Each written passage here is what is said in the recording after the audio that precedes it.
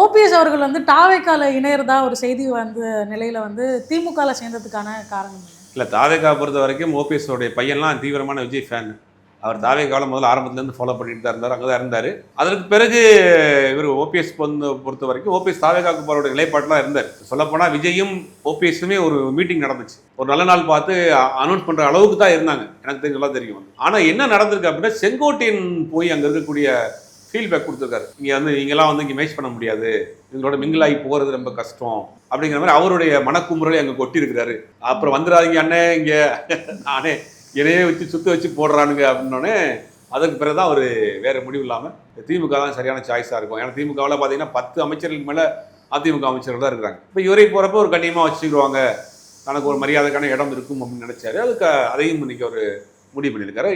அந்த தாவேக்காவுக்கு போகிறதுக்கான கேப்பு தான் இவ்வளோ நாள் ஓடிட்டு இருந்துச்சு. தாவேக்காவுக்கு போகிற ஐடியாவில் தான் இருந்தார். செங்கோட்டையன் கொடுத்த சில இன்ஃபர்மேஷன் வந்து அவரை யோசிக்க வச்சிருச்சு. அதனால் இப்போ திமுக வந்து